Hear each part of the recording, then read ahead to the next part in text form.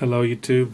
First of all, I want to say this may end up being a two-parter because I do have a lot of information to be given on the specific particular subject about the 40 Super, the fnx45 and EFK Fire Dragon barrels. Second, I want to say that I do apologize for the lighting if it's not that good. I don't have any kind of professional equipment or anything like that. Also, if you hear any noise in the background, I do live in an apartment, and unfortunately, that's one of the things you have to deal with, or it may be my wife or my dog eating, like just now. So, apologize for that. Okay, let me get through this as quick as possible. First of all, for anybody that doesn't know about the 40 Super, it is a fairly new caliber. They do make conversion barrels for the 1911, also for the Glock 21. What you're looking at right now is my Glock 20 10mm, and for you safety nuts, it has been safety checked. It is empty. Just to show you real quick, I have it here. We're not going to talk about this gun very much. I just have it here, just to kind of more or less show you what the Glock looks like. And they also, that I just found out, make a conversion barrel for the fnx45, which actually got me really excited because I do like this gun. Now, quick history on the 40 Super. It was actually developed in 1996 and introduced to the market by Triton cartridge. There was two developers. I'm just going to say their first name because I'm having problems saying their last name. One was Fernando and the other one was Tom. They give you a little quick ballistics from what they're saying. Of course, what I'm saying is stuff that I'm reading. I'm not by any means a pro at firearms, and I don't claim to be. So, from what they're saying, the 40 Super drove a 135 grain bullet to 1,800 feet per second while generating less chamber pressure than the Winchester 9x23. Now, with a 200 grain bullet, the 40 Super delivers more foot-pounds of energy at 100 yards than the 45 does at the muzzle.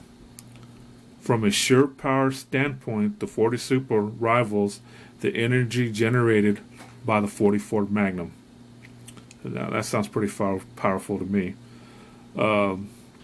Essentially, the 40 Super was going to be called the 40 SIG, the big brother to the 357 SIG. That's how they were going to market it, and later changed it to the 40 Super.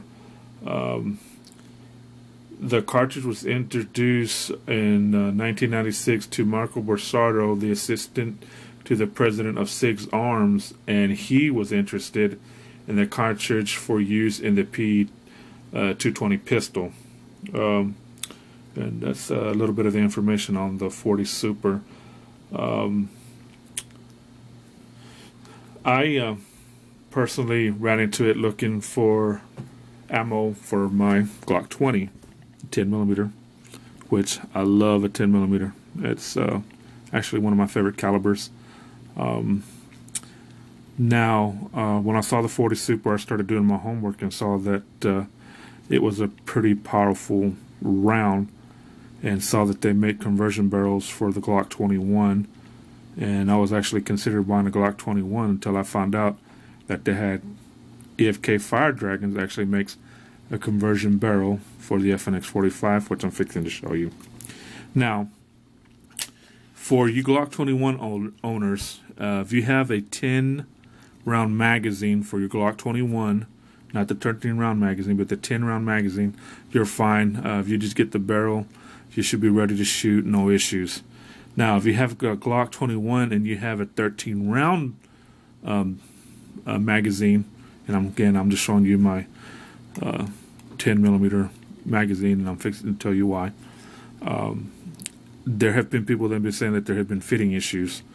And there's a guy that goes by Ammo Test that actually found a fix for those fitting issues. Now, what he did is he took the innards from a 10mm magazine from a Glock and put it into a Glock 21 13-round magazine, and he had no fitting issues, and it ran just fine.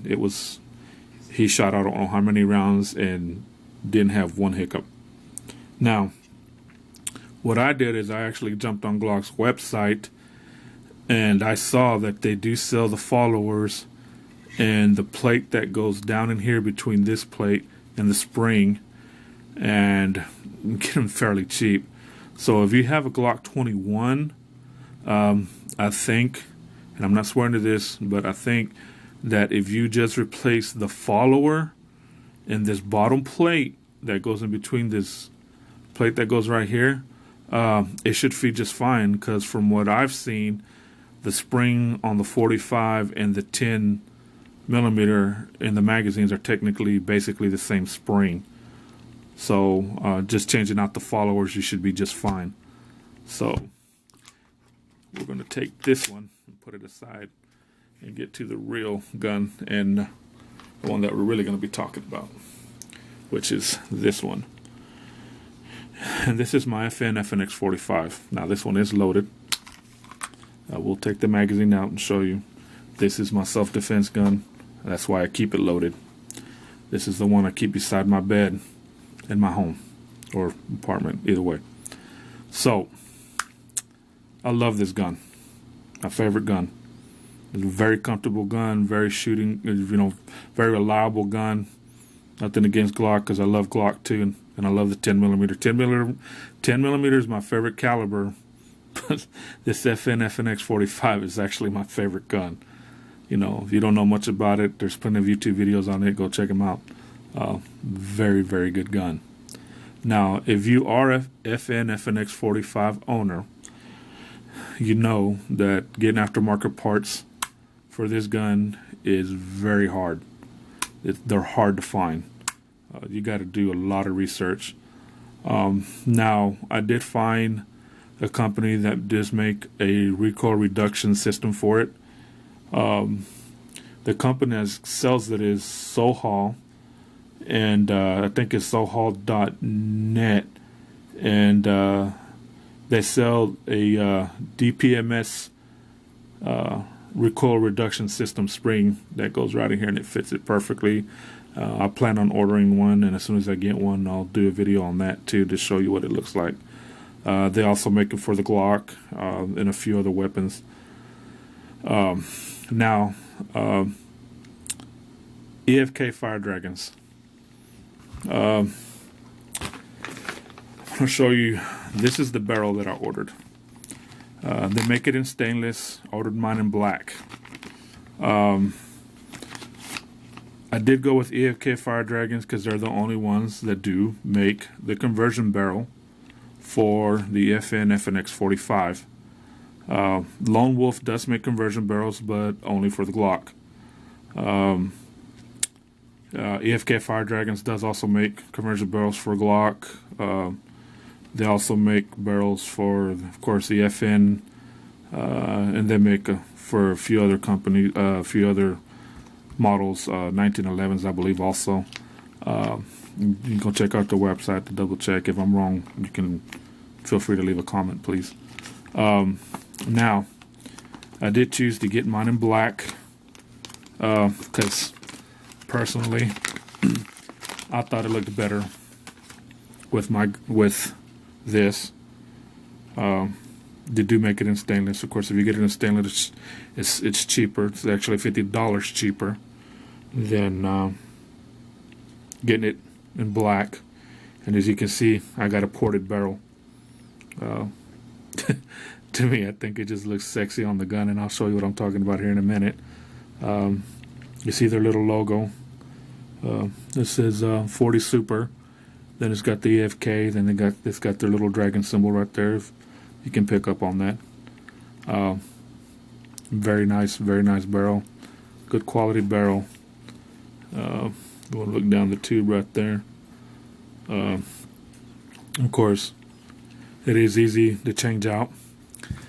I'll show you what it looks like. I'll try to do this. I'm using, see if I can do this from around the camera. Just pull out the spring. And this is the factory barrel, of course. That's in it right now. And now we're going to put this in there.